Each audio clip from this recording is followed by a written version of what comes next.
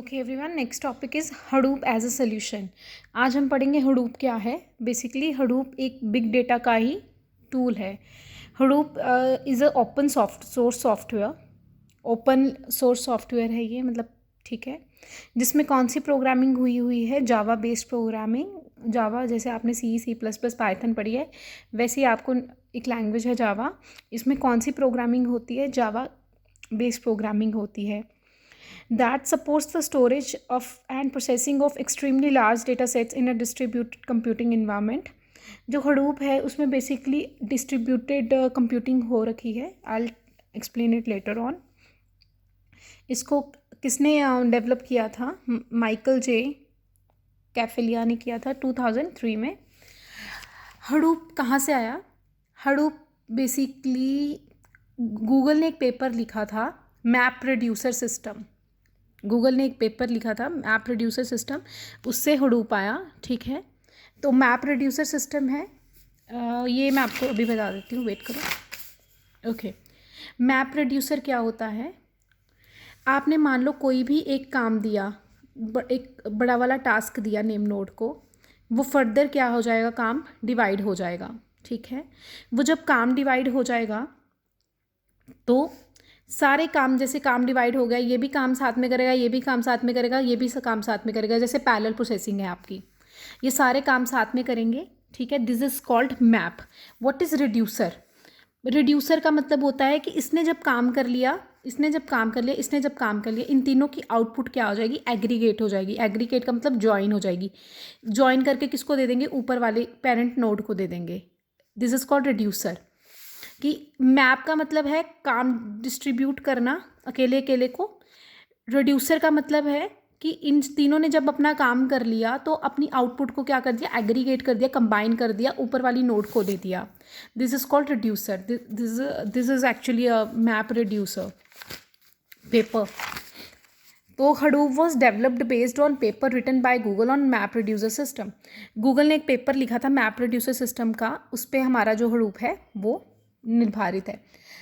Hadoop with its distributed processing and handles large volume of structured and unstructured data. जो Hadoop है ये distributed processing पे dependent है, जिसमें तुम स्ट्रक्चर्ड और अनस्ट्रक्चर्ड डेटा को हैंडल कर सकते हो।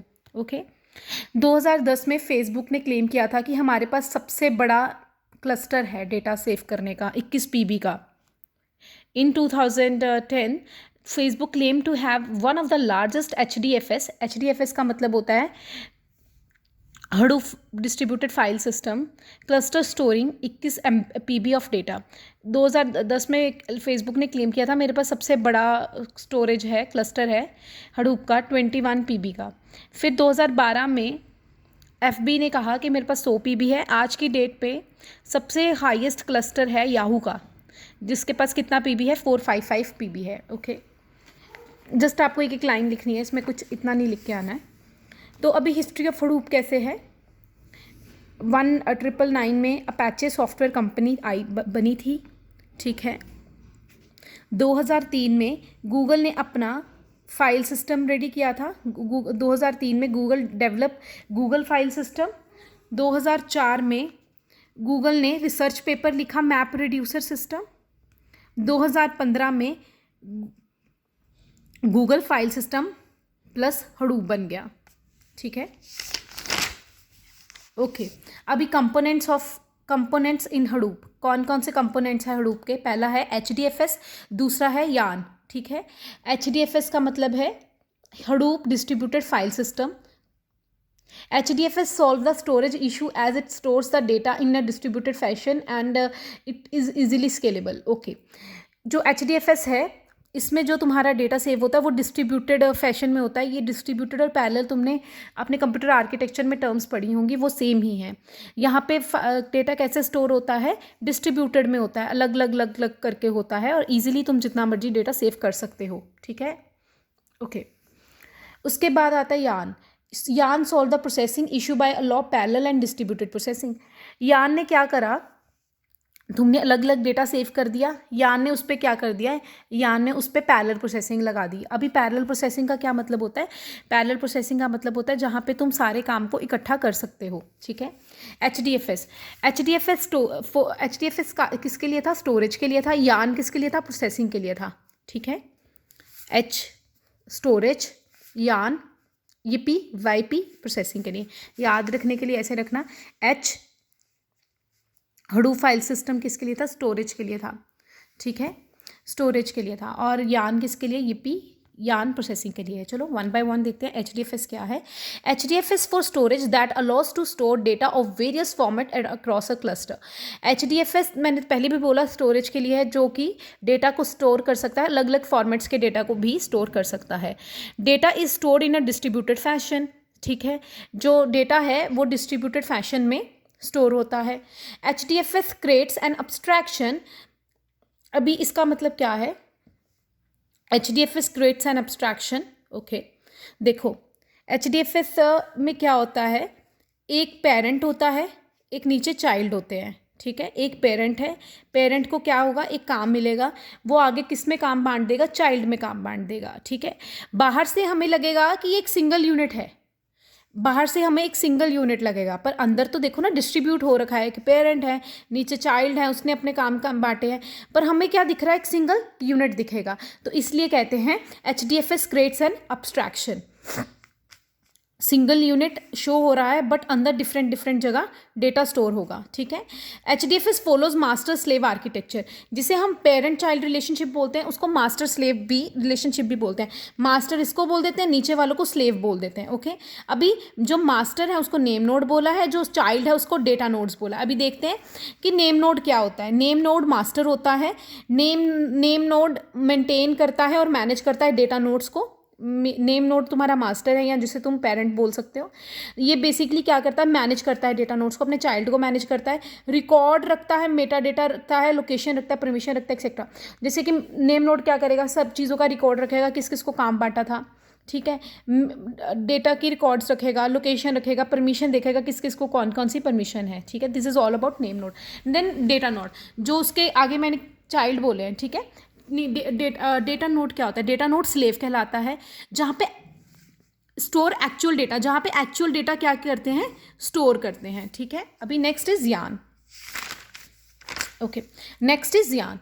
यान is a resource management in Hadoop. It allow parallel processing over the YARN perform all the processing activities, allocating resources and scheduling task. सबसे पहले यान क्या करता है? पैरेलल प्रोसेसिंग अलाउ करता है। पहला काम कि सारे काम को इकट्ठा चला दो। ठीक है, तो आपने CA में भी पढ़ रखा होगा पैरेलल प्रोसेसिंग वाला वर्ड, तो आप वहाँ से भी क्लियर कर सकते हो। यान क्या अलाउ करता है? पैरेलल प्रोसेसिंग अलाउ करता है ओवर द डेटा, और रिसोर्स मैनेजमेंट करता है। रिसोर्स मैनेजमेंट का मतलब होता है किसको किसको कौन कौन सा रिसोर्स देना है, मतलब अगर किसी चीज़ को किसी इनपुट की ज़रूरत है उसको इनपुट दो। ठीक है, this is all about the resource management. और शेड्यूल करता है। मान लो शेड्यूल, जैसे मान लो अगर मेरे पास 4 बच्चे हैं और चारों बच्चों में से अगर 4 बच्चे मेरे पास समझने आते हैं कुछ भी, तो मैं चारों में से कैसे शेड्यूल करूँगी? चारों में से ये शेड्यूल कर सकती हूँ जैसे कि कौन भाई नज़दीक से आया है उसको थोड़ा लेट कर दूँगी, जो दूर से आया उसको पहले शेड्यूल कर दूँगी। This is all about scheduling task. Okay, अभी क्या होता है? एक रिसोर्स मैनेजर होता है यान में और बाकी के नोड मैनेजर्स होते हैं। ठीक है, अभी रिसोर्स मैनेजर क्या होता है? इसमें भी वैसे ही है, kind of resource manager is like master and the node managers are like slaves. Okay, resource manager क्या करता है? Resource manager receives the processing request, passes the parts of request to corresponding node managers. Okay fine, जैसे कि resource manager को कोई अगर request मिली है, कोई मतलब कोई कुछ भी इनपुट को फुलफिल करना है, यूज़र के इनपुट को फुलफिल करना है। जैसे हम मान लो हम किसी कंपनी में कॉल करते हैं, ठीक है, कॉल सेंटर में कॉल करते हैं, तो हमने यहाँ कॉल किया, हमारी प्रॉब्लम जैसे फॉर एग्जांपल किससे रिलेटेड है? हमारी प्रॉब्लम लाइक हमने कुछ ऑर्डर किया है वो आया नहीं है, हमारा प्रोडक्ट ख़राब हो गया है, या कुछ भी, मतलब हमें कुछ डिटेल्स चाहिए उसके लिए। तो जिस तरह की हमारी रिक्वेस्ट होगी हमें उस तरह के चीज़ में भेज दिया जाएगा। लाइक अगर मुझे नया ऑर्डर करना है तो मुझे यहाँ सेंड कर दिया जाएगा, अगर मुझे कंप्लेन करनी है तो यहाँ सेंड कर दिया जाएगा। बट सारी रिक्वेस्ट किसको मिलेगी? रिसोर्स मैनेजर को मिलेगी। Resource manager receives the processing request, passes the parts of request corresponding non manager. और यहाँ इसको रिक्वेस्ट मिली जिससे रिलेटेड मेरी रिक्वेस्ट थी, मुझे उसके पास हमारी रिक्वेस्ट को भेज दिया जाएगा। Then is a node manager. ठीक है, node manager installed on every data node responsible for the execution of task और एवरी डेटा यूनिट। हमारा काम जो भी प्रॉब्लम है सॉल्व तो कौन करेगा, नोड मैनेजर ही करेगा। एक्चुअल काम को सॉल्व करने वाला, रिक्वेस्ट को फुलफिल करने वाला कौन होएगा, नोड मैनेजर होएगा। ये मैप रिड्यूसर मैं आपको बता चुकी हूँ मोटा मोटा कि ये एक काम होता है जिसको हम डिवाइड कर देते हैं, ठीक है, दिस इज़ कॉल्ड मैप। तो उसको काम देना मैप हो गया, और जब इनकी आउटपुट्स आई उसको एग्रीगेट करके कंबाइन करके दोबारा पेरेंट को देना, दिस इज़ कॉल्ड रिड्यूसर। ठीक है, अभी फाइनली हम पढ़ेंगे, ये इतना इंपॉर्टेंट नहीं है, जस्ट आपको एक बार ओवरव्यू पता होना चाहिए कि मैप रिड्यूसर क्या होता है। ठीक है, अभी हडूप के फीचर्स की बात करूँ, हडूप के फीचर्स हैं कि हडूप रिलायबल है, आरामदायक है, इकोनॉमिकल है, मतलब ठीक है, कम पैसों में भी काम हो रहा है क्योंकि इसमें पैरेलल प्रोसेसिंग कर सकते हैं। ठीक है, स्केलेबल है, स्केलेबल का मतलब है कि तुम amount of data can be of any size, मतलब तुम्हारे डेटा का कुछ भी साइज हो सकता है, इसलिए स्केलेबल है। फ्लेक्सिबल है क्योंकि तुम इसमें स्ट्रक्चर्ड और अनस्ट्रक्चर्ड डेटा फॉर्मेट्स को भी सपोर्ट करते हो। कहाँ पे हम हडूप को यूज़ कर रहे हैं, एफबी पे, याहू पे, ठीक है, अमेजोन पे। और कहाँ नहीं यूज़ कर सकते, जहाँ पे छोटे छोटे डेटा पार्ट्स हों वहाँ यूज़ करने के लिए ज़रूरत नहीं है, जहाँ पे स्मॉल फाइल्स हों, ठीक है, वहाँ पे ज़रूरत नहीं है। This is all about Hadoop, then we will move with NoSQL।